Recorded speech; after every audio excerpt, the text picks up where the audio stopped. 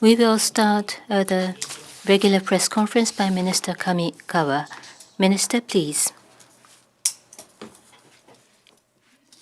From the 9th of February to the 12th of February, I will be visiting the independent state of Samoa and the Republic of Fiji. Regarding Samoa, since the country's independence of 1962, this would be the first visit by a Japanese foreign minister. In Fiji, I shall be attending the PALM, 5th Ministerial Interior Meeting, the Pacific Leaders Meeting, as the co-chair. Regarding PALM, today we have just announced that the 10th Leaders Summit will be convened in Tokyo from the 16th of July to the 18th of July. By attending the ministerial interim meeting that I shall be attending, we shall confirm the achievement since the last PALM, and we will discuss the preparation towards the next PALM, and in this way, we will support the leaders' diplomacy. PALM was initiated as a conference established by Japan in 1997 for us to discuss our cooperation towards the future. In order to express our bilateral relationship, the Japanese language kizuna is used, and we have a special bond and tie. Prior to my visit to this region, on the 31st, as part of our outreach type of diplomatic activities in Japan, I have welcomed the visit of the ambassadors group of the Pacific Islands in Tokyo, and we agreed to cooperate towards the success of PALM-related meetings. The Pacific Islands are becoming increasingly important in terms of geopolitics. It is also an important area for Japan's security, and also in light of a realization of free and open Indo-Pacific based on the rule of law. Through this visit, I wish to strengthen our relationship based on trust and confidence, based on the shared values and principles such as rule of law and democracy. I also plan to exchange opinions about climate change or WPS, amongst others. By taking this visit as an opportunity, I shall engage in separate bilateral meetings with respective economies, and I plan to discuss bilateral relationships as well as regional affairs. This is my initial remarks. Those with questions, please raise your hands, and if you are called, please proceed to the microphone and please state your name and affiliation before you ask your questions. Ms. Matsuyama, Asahi Shimbun. Matsuyama, Asahi Shimbun. At the outset, you talked about PALM. With regards to South Pacific Islands, China and Solomon Islands concluded securities agreement, and Nauru announced cutting off diplomatic ties with Taiwan. China is rising exposure, and island nations are caught between rock and hard place, some say. But through these ministerial meetings, what are your plans to work with these island nations?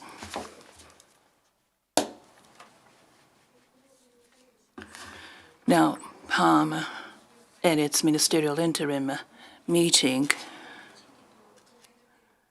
between Japan and Pacific Island nations based on the changes that are taking place in international community and regional situations. This is a forum for us to discuss a broad range of areas on our future cooperation.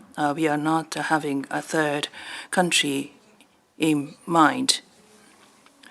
This ministerial interim meeting, we will take into consideration fully the importance of the region. I would like to build and strengthen the relationship of trust based on the shared values and principles such as rule of law and democracy. We will also have bilateral meetings during the visit, and I would like to exchange candid views with the island nations in the Pacific on regional situations as well. Next question. Murao-san, どうぞ。Murao-san, Mainichi Shimbun newspaper. Murao, Mainichi Shimbun.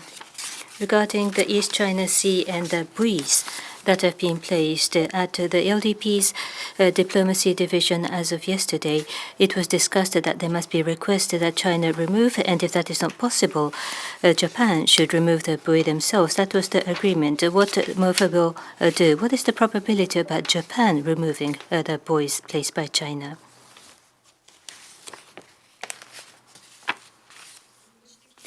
Regarding the buoys that you have mentioned, from Prime Minister Kishida to President Xi Jinping, and from myself to Foreign Minister Councillor Wang Yi, each of us have directly, respectively, requested immediate removal about the buoy. Despite that, it is deeply regrettable that it has not been removed at this moment. Japan's position is we will take all opportunities and strongly request China for the immediate removal of these buoys. At the same time, we will continue the monitoring and surveillance, as well as acquiring awareness in the region and continue analysis and investigation from different perspectives. On top of that, we take it a very serious matter that the Chinese authority is just leaving the buoy as they are. Regarding various responses, including removal of the buoy or the transfers, or Japan removing those buoys, we are studying all possibilities, including rights and obligations of relevant countries in the region, or legislation of Japan, considering the fishing, transportation, and impact onto fishery activities. We will coordinate among relevant agencies and consider appropriate and possible responses. Apart from the buoy that was confirmed last July, on January 29th, the Japanese Coast Guard confirmed an object which was drifting, which looked like a buoy in Japanese EEZ in the East China Sea. As a result of investigation, there was Chinese characters, which means a Chinese maritime surveillance on the drifting object. As of yesterday, through diplomatic route, we have once again made a very strong request about the removal of the buoy that is currently present. We have also asked for the fact and explanations about this relevant drifting object. Next question. Hayakawa-san, Sankei Shimbun. Harakawa, Sankei Shimbun, thank you very much. China and Taiwan, the relationship between the two. The Chinese Air Aviation Authority on the 30th of January announced that the civil aviation's route will be changed to a route closer to Taiwan, starting as of the 1st of February. Taiwan is criticizing this as a unilateral change of status quo and could undermine the safety of aviation. During the presidential election the other day in Taiwan, the Democratic Progress, China is putting pressure on Taiwan, one could argue. But what is your take? What is the view of the government of Japan on that?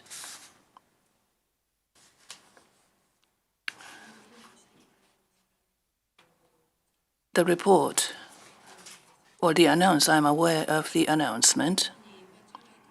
Since the past, Japan has taken a position that securing of the safety of civil aviation or civil aircrafts is of utmost importance. From that point, I strongly hope that this appropriate resolution will be brought about through a dialogue amongst the parties.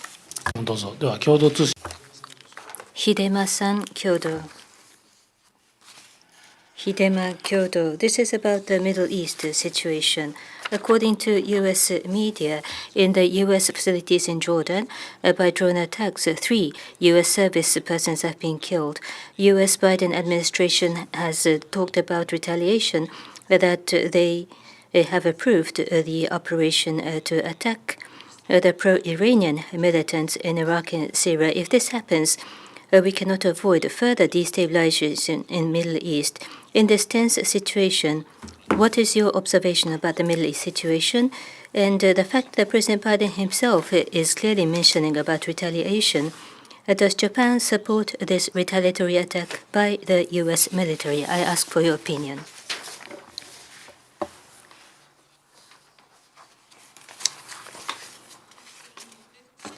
regarding the U.S. government announcement on January the 27th,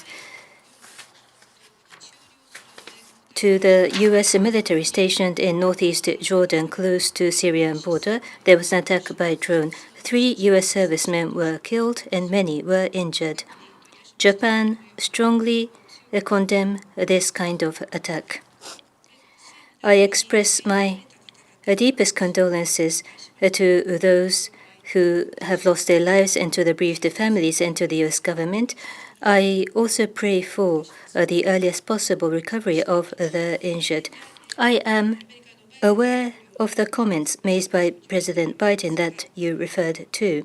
However, at this moment, I shall refrain from commenting on the future response by the U.S. Having said that, the position of Japan is we are continuing a very close communication with U.S. and other relevant countries regarding the Middle East situation with a high level of interest and with a very high sense of urgency. And therefore, we will continue our tenacious and proactive diplomatic effort in order to quickly calm down the situation in the Gaza Strip and to prevent the spread and for the regional stabilization. Igarashi-san, NHK. Thank you, Igarashi, NHK, Middle East related. UNRWA supporting Gaza. Secretary General Lazzarini on the first issued a statement, and $440 million of support was suspended. And by the end of this month, not only Gaza, but UNRWA will have no choice but to suspend its activities not only in Gaza but in Middle East. As the funding, that Japan has been funding UNRWA, what is your position? What's the position of Japan? As far as Japan is concerned, we seriously deplore the suspicion on UNRWA staffers. On this, UN is conducting an investigation, and the UN will be looking into possible responses. For the time being, we have no choice but to temporarily suspend funding to UNRWA. That was the decision that we have made.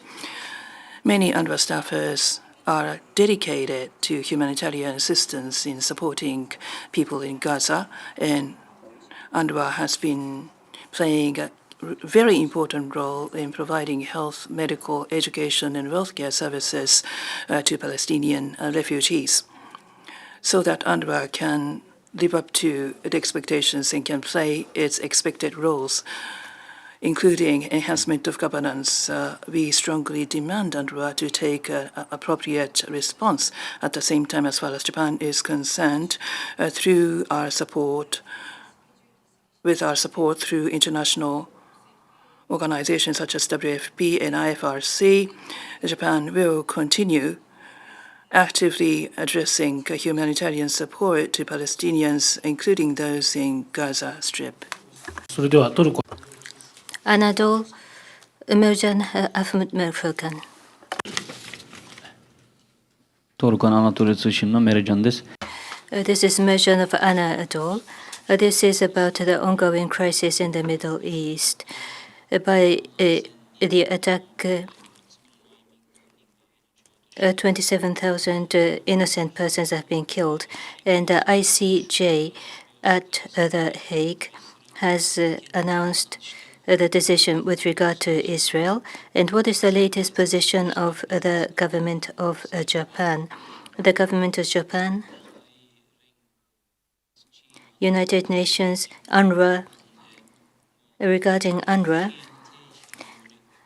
you have suspended the donation, and there is a possibility that the famine and starvation might occur in Gaza. Thank you.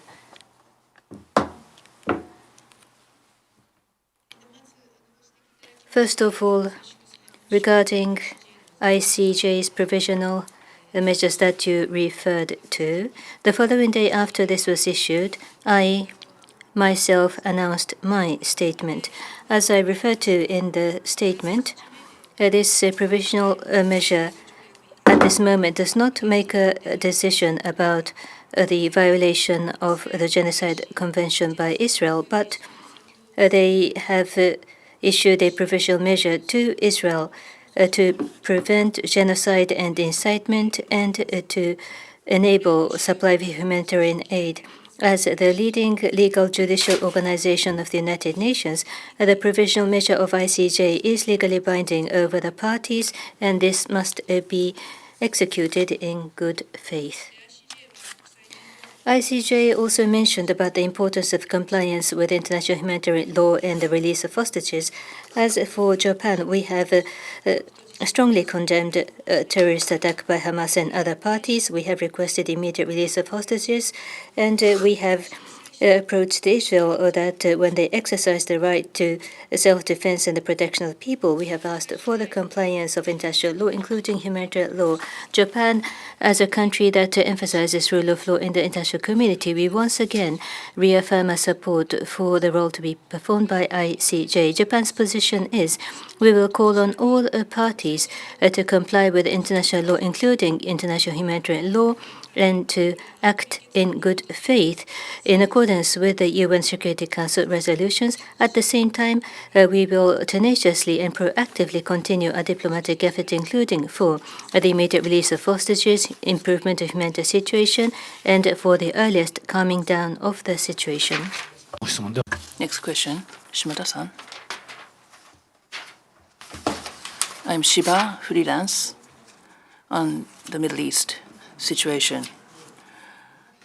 As a result of the attacks by Israel, what are the damages that have been caused to the schools, hospitals, and water systems that have been supported by Japan? Do you plan to communicate to Israel that their attacks on civilian facilities that have been supported by Japan is in violation of international humanitarian law? And suspending funding to UNRWA is not well balanced. It is unilateral. I would like to hear your views. Thank you. First of all, the damage to the facilities that have been supported by Japan. To promote peace building by making economies and societies autonomous and self-standing, we have been supporting schools, health centers, and water treatment facilities construction. We have supported. Under the current situation, specific damages cannot be immediately surveyed on the ground. If situations allows, we would like to ascertain in due course. For Israel, not just for the civilian facilities that Japan has supported, importance of protecting civilians, and we have asked Israel to respond in line with international laws, including humanitarian law.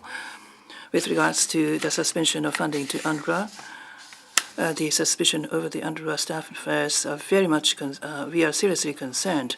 With regards to this case, the UN is conducting investigations, and the UN will be looking into possible responses. Therefore, for the time being, Japan has no option but to temporarily suspend additional funding to UNRWA.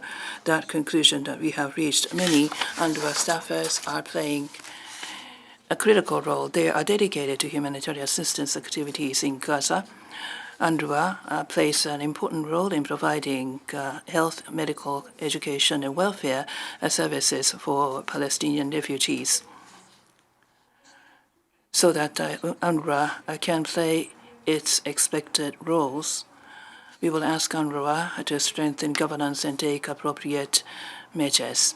At the same time, as far as Japan is concerned, we will continue to actively work towards the improvement of humanitarian situation in the Gaza Strip through our support for other international organizations such as WFP and IFRC.